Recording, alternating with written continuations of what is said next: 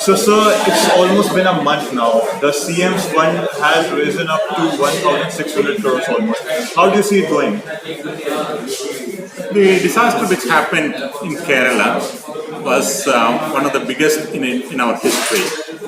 And even though, as you mentioned, the CM's fund has reached 1,600 crores, in terms of the scale of the disaster, it will not even come to 1/10 of our needs.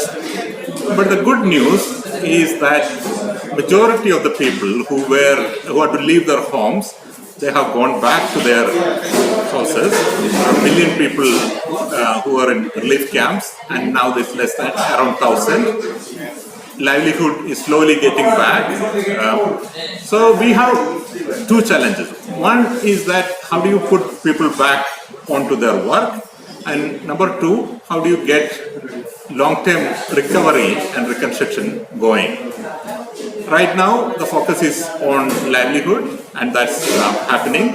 And I think the rest of the world has to support it. If you have not visited Kerala, this is probably the time to visit. Kerala is really open for business that way. But then the government has to plan for long-term reconstruction.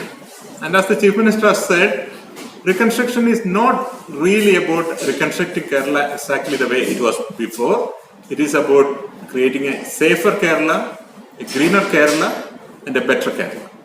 So as you mentioned that he talked about building a new Kerala, and now that 99% of the people have returned back to their homes, still the question arises, how long will it take for them to go back to as they were? Because Kerala generally, it is said that it has a lifestyle of a low income group of a European country, so which is much higher than our regular states in the country. The minimum wage over there is 600 rupees per day. So obviously, like, you cannot compare the situation to if a natural calamity happens in a state like Bihar or like Jharkhand. Obviously, the lifestyle is a bit better, and many of the places which had the opulent class living over there, the high society class, they were affected as well. So obviously, the damage was done more when we talk about financially. So how do you see it going? How do you see it recovering, and how much time do you think, importantly, will it take?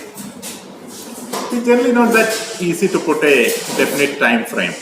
But I think for aspirational reason, probably it's a good idea to put a, let's say, 3-year time window. This is the time which Japan put for its recovery after 2011 tsunami, and China put after its 2008 earthquake. So I think it's a good idea to put a 3-year aspirational number for that. And the 3 year is for creating a new and better Kerala, not just getting back to normal. As you mentioned, Kerala also has a higher income, but Kerala also has the advantage of a large diaspora who is able to support the recovery. So this strategic depth brought in by the people who are living outside, the extremely generous support which came from the rest of India, and I'm sure that type of support will also come from the central government. So it is more about planning what to do and implementing those plans to a timeline, which will be the biggest challenge.